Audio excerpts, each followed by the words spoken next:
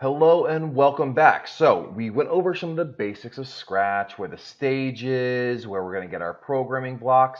So let's just jump into it and create our very first game. So if you're still looking at that very first program that we created together, we need to start with a blank slate. So I want you to go ahead and look all the way up here and find File. Okay, go ahead and click on File and just go ahead and click on New. And a little pop-up screen for you should actually come up, and just go ahead and click OK.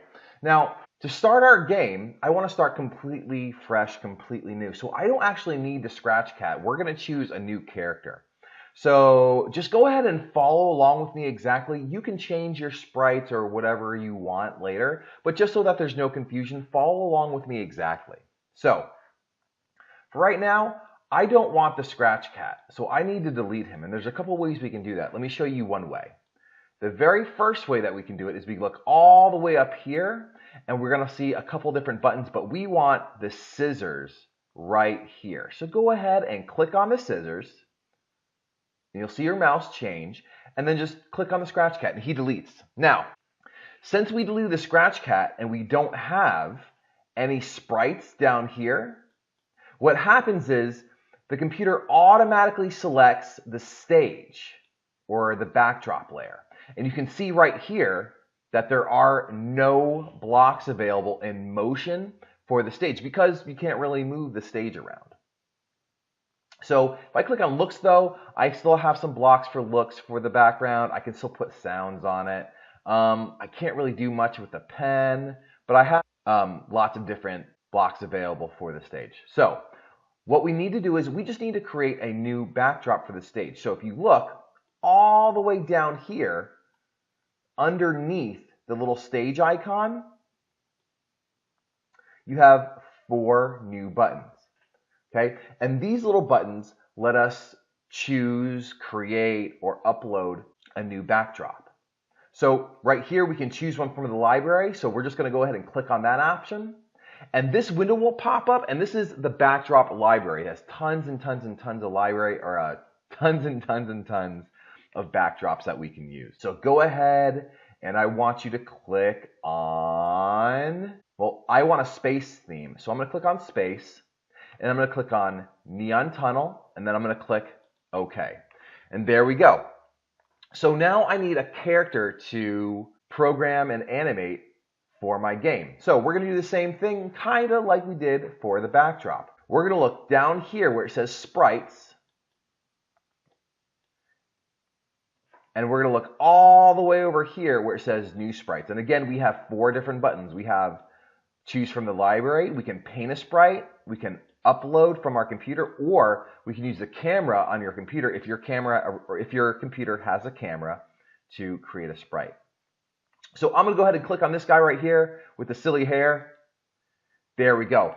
And I want you to go ahead and click on Fantasy.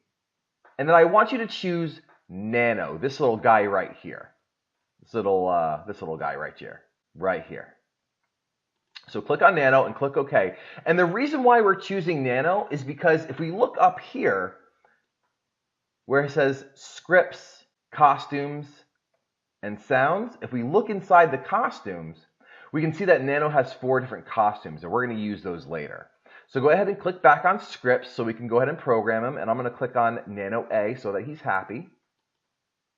And the first thing I want to do is I want Nano to move to different parts of the screen. And I want him to choose randomly where he's going to go. So let's do that very simply. What we're going to do is we're going to click on Events, the brown ones, and we're going to click on When the green flag is clicked. And so now we're going to go to Control. We're going to find the Forever loop.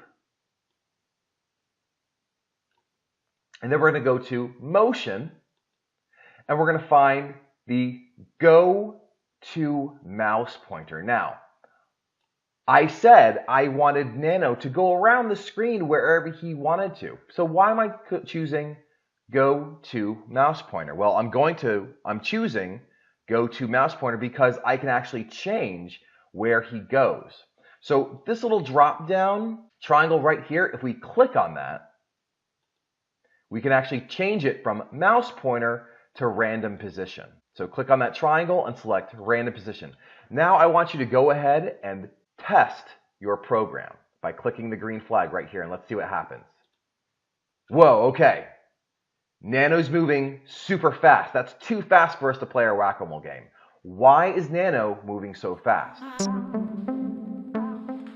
Hi guys, so I thought I would jump in really quickly to explain why Nano is moving so quickly on your screen. See, your computer is really smart, but it's also very fast. So every operation that we give the computer, it wants to do as quickly as possible. So we need to tell the computer just to slow down a bit. One example I like to use is this. If I told a friend to take a magnet and put it on a refrigerator, their movements would be slow enough to where we could see the magnet going from one place to another. But the computer is so quick, we can't see that. So we need to tell the computer to slow down, and that's what we're gonna do next. So that's why it's so fast. So we need to tell the computer to wait. We need to tell the computer every single step that we need to take. So what we're gonna do now is, we're gonna tell the computer to control, wait, for 1 second. And it doesn't matter if you put the 1 second below or on top of the go to. It doesn't matter. But now when we run our program, there we go. Nano has slowed down.